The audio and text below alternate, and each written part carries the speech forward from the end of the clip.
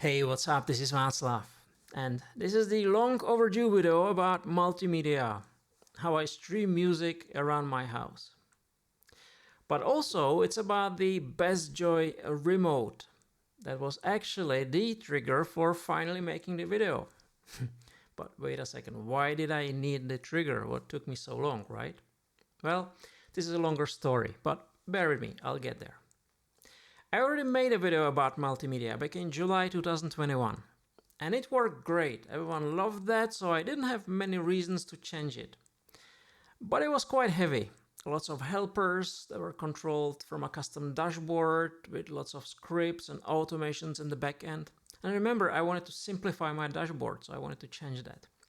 But every change meant that I had to change something in the YAML, and if something broke, well, good luck. Then the radio browser came into Home Assistant, and that was great. But around the same time, I subscribed to YouTube Premium, and I decided that I don't want to listen and tune my playlist in Spotify and YouTube Music at the same time, so I dropped Spotify.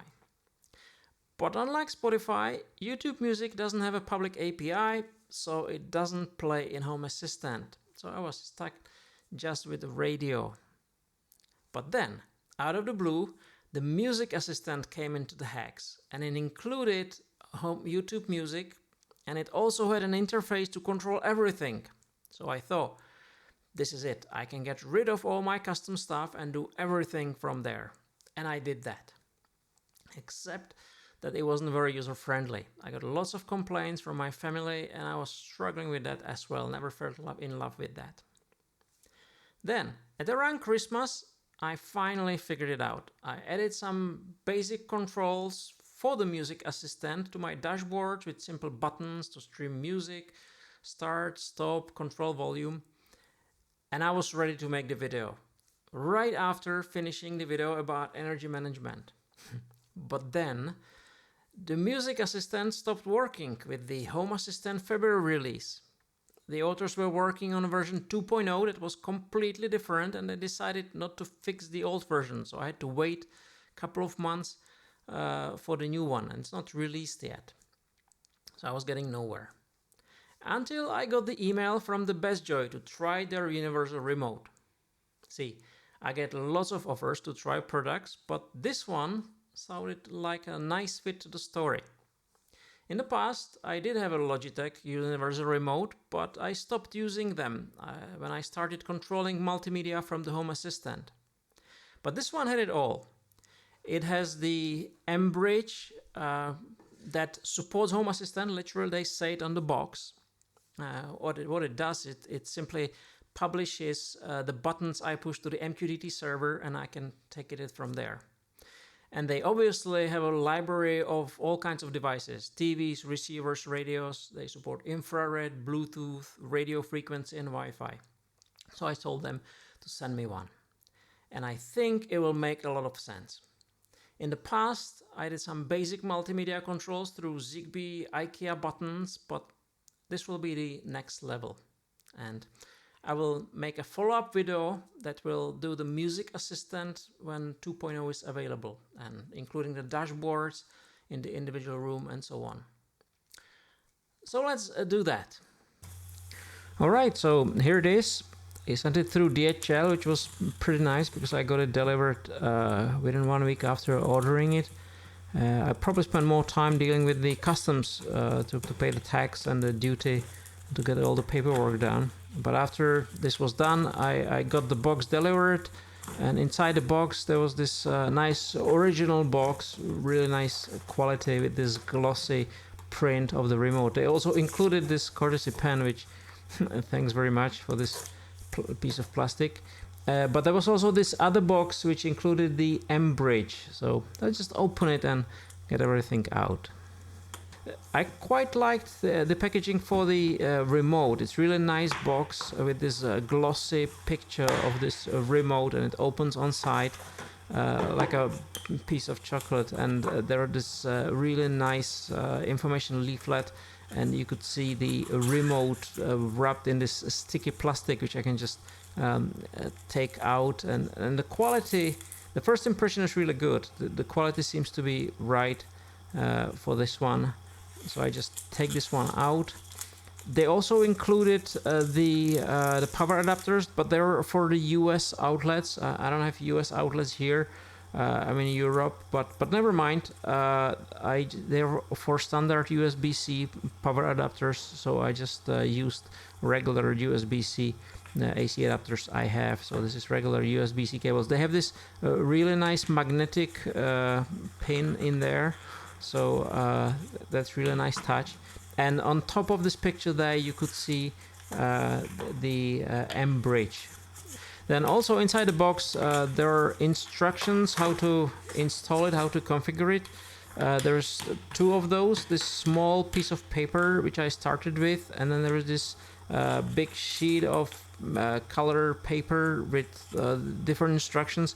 Usually I don't read those because typically I would just plug it in and play with that. But in this case, I really studied the instructions. It's pretty actually good. So I was using this to configure the device. There is a QR code to install the application, and then from there I could do everything, and I can just follow that piece of paper. So it was rather nice. So let's do that. Let me show you how it went. So the first step is to install the application. There's a QR code. I just scan it from my phone and open the link. And because I have Android, I just install it from the Google Play. After opening it, it's asking me for quite a few things to give it permissions to photos, videos. I kind of understand why, because it's scanning the different remotes and the different devices, so it recognizes what device you have. But it needs quite a lot of permissions. There's few things in Chinese, I guess, which I didn't understand, but never mind. I clicked this button with this Chinese text, which I was getting a little bit afraid of, but then the rest of the application was actually in English, so that was good. It offers a few options to have account ID and password registered through email, but there's the option to sign up in private without registering in an email. So this is what I have done. I don't know what's the difference, but this is the way I went for. So first I had to approve and read the privacy policy, so I actually did read that. Because as I said, it's asking for lots of things, so I just wanted to figure out what they actually using this thing for.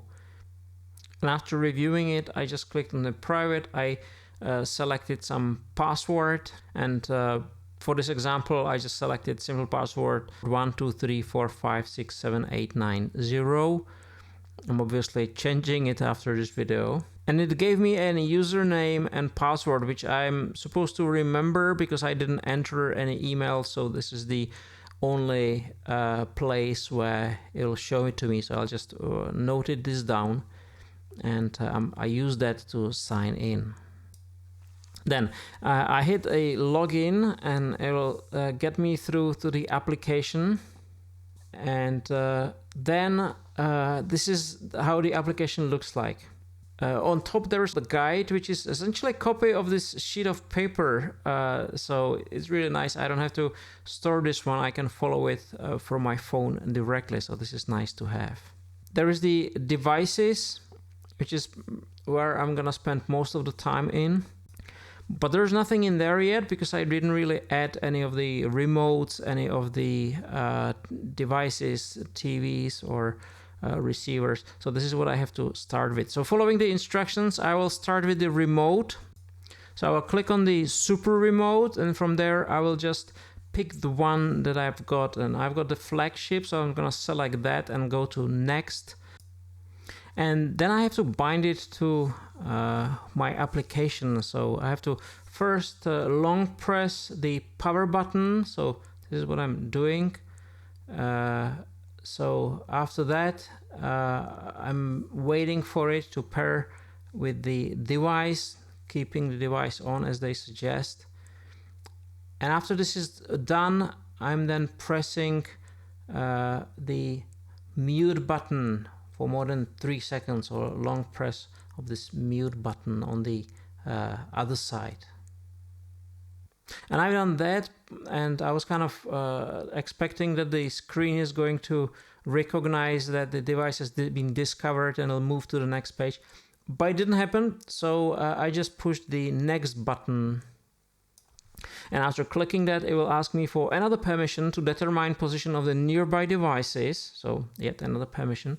And after doing it, it'll show me the remote, and I can say bind, and it will add it to the application. Then it will read the information from the remote, and it will ask me to give it a name and select the color. This is what I have to do. Modify a remote controller name. So I will call it remote. And then I select the color. Let's go for black. It'll give me some instructions, what buttons are where and what they do. I'll just say, okay, I can find it later, I suppose. And that's done. Next, let's add some devices. Let's start with my smart TV. So I'll go to devices, add devices, TV, and I'll select that this is LG. It's gonna ask me to scan my remote controller. So I'm gonna do it, make a picture of it. It'll try to recognize it. And there are 3 controllers that look similar, so let's check them out. So the first one, close but not the same, some buttons are different. Second one as well, and the third one as well. I don't have this home button on those remotes, so these are different ones, and I don't see any remotes of similar shape. So let's try to see if there is a model of my TV. And indeed there is the last one. So I selected that, and it's checking the super remote, and it's creating a new screen with the buttons for the TV. So that was easy. I can save that. It's asking me to select the room. I say it's a living room, and it's then programming the super remote, and on the super remote the new screen appeared with the controls. So that was easy. Now let's try to install the Denon amplifier the same way. It's a rather old device, so let's see if they have that in the library. So I'm gonna go to the amplifiers and soundbars. I go for Denon. Again, I'll make a picture of the remote. And let's see if we can find it. It's got those distinct yellow buttons on the bottom, but I can't see that. So let's go for the model again. So this is AVR 1800. And there are some newer models, but not the 1800. So what I could do is, there's this button, can't find my remote, and it's gonna try that, sending different codes to see if it can find a model. But it's rather old, so I'm not sure it's gonna be able to do it. So let's do something else. There is this other infrared device, so I can click on that, and I can actually program the different infrared cores for all the buttons to the remote. So if nothing works, we can do that, but let's try something different. Let's try to use the Home Assistant. So I'm gonna add device, but this time I'm gonna go for add accessories, because the M-Bridge has a QR code. So I'm going to scan that, and it found the M-Bridge, and it's connecting to the remote, and looks like the M-Bridge has been added. I can now give it a name.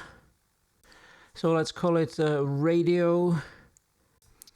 Then I can modify and rename those individual keys, so I can hold my finger on each button, and for example in here in the middle I'd like to program some radio stations, so let's do that. So this one is gonna be check radio, and then let's do a few more. So I'll leave it there for now.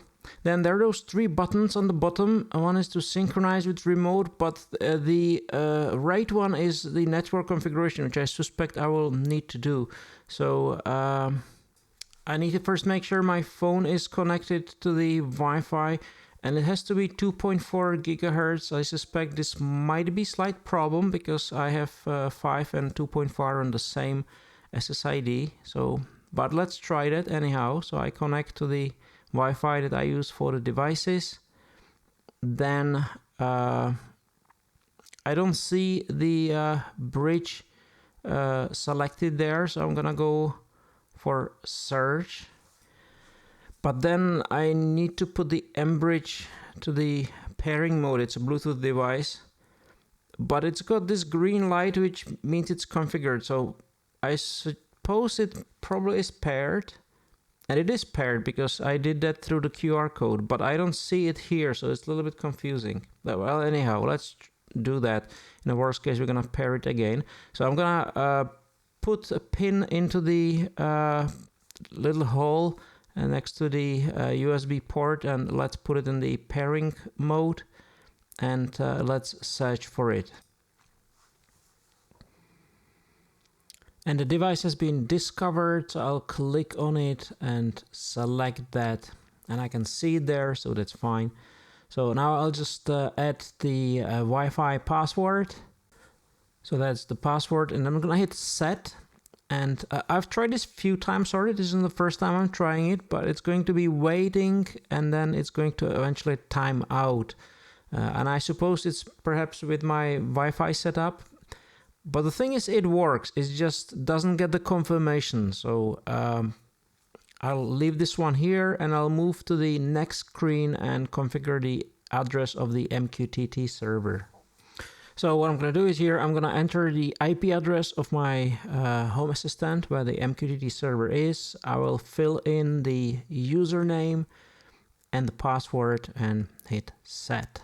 And it's been successful. And on the bottom, I can already see the MQTT topics where it's going to publish the update when I push a button. So I'm going to copy that and configure it in Home Assistant. But before that, I need to sync it to the remote. So I'm going to hit sync. I'm going to select the location, so the living room, and it is syncing with the remote. And it's been done, so that was rather easy. So if I now go to the devices and edit devices, and I select living room, I can see both of the devices, the TV and the M-Bridge. And now we can go to Home Assistant to create an automation that will control our devices based on those key inputs. So I'm gonna go to settings, automations. I'm gonna create a new one, and it's gonna be new automation. And as a triggers, I will go for MQTT. So for the topic, there is the topic we found in the remote. Then for the payload, this is going to be different for each button. So for the on button, this was 02, and we will actually give it an ID, and we will call it on. Then we're going to create a new trigger, again same topic, and the payload is going to be 01, and this was off.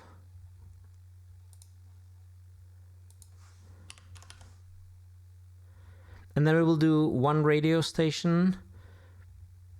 And you know what? I'm gonna actually do it from YAML because it's gonna be easier to copy. So I'm gonna just copy it here and do, there's gonna be one radio station, and I'm gonna do two more. So there is gonna be 08, this was the CRO, check radio. Then there was the volume, which was 03, was volume up,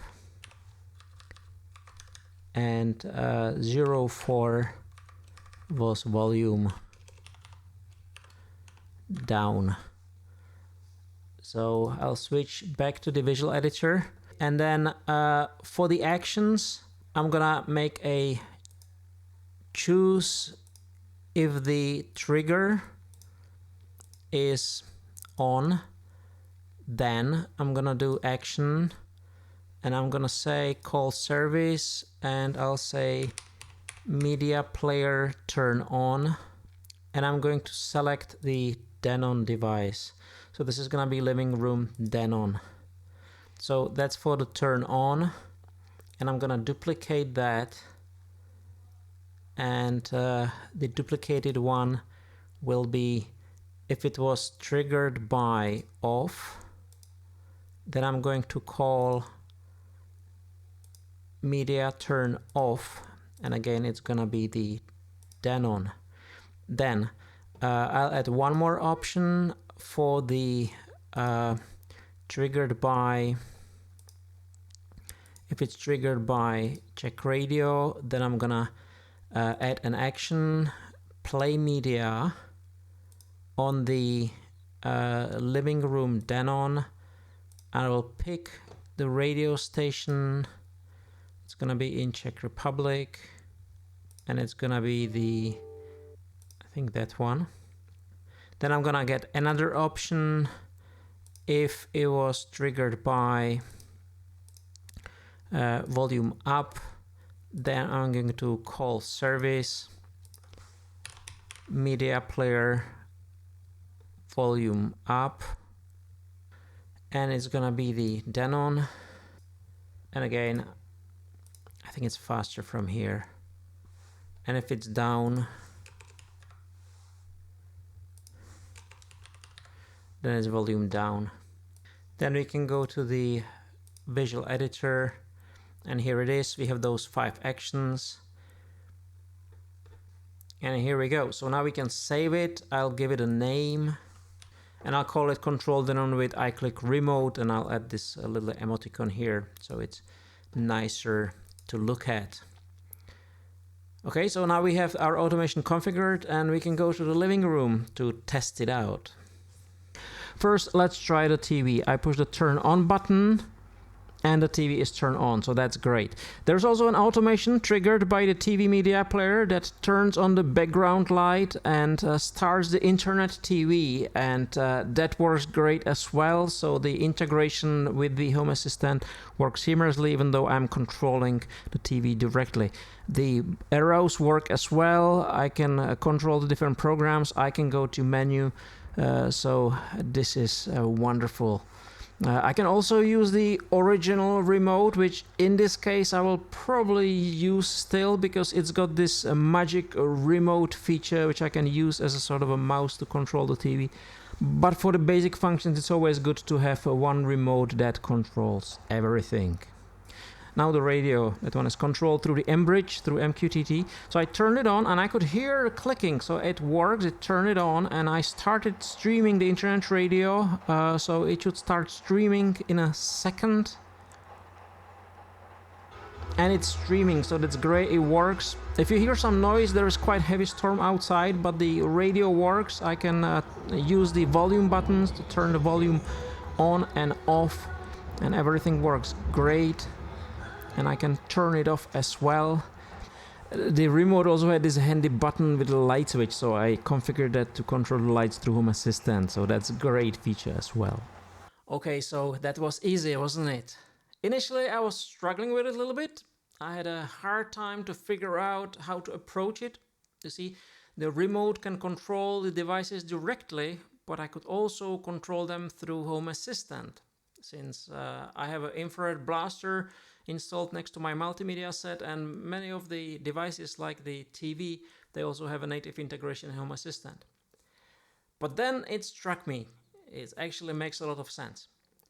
I can control the devices that are integrated to the Home Assistant directly, such as the LG TV. It's faster, simpler, and I'll be able to seamlessly continue from Home Assistant since it gets the update through the integration. But for the legacy devices, such as my Denon Receiver and other things that aren't integrated, I will control them through the Home Assistant, so it knows the state. So if I turn them on with the remote, I can follow up from other automations or dashboard and kicking it from there. So that's being it for today. Let me know in the comments how you like that. And once the Music Assistant 2.0 will be live, I will follow up with the next one. Until then, bye.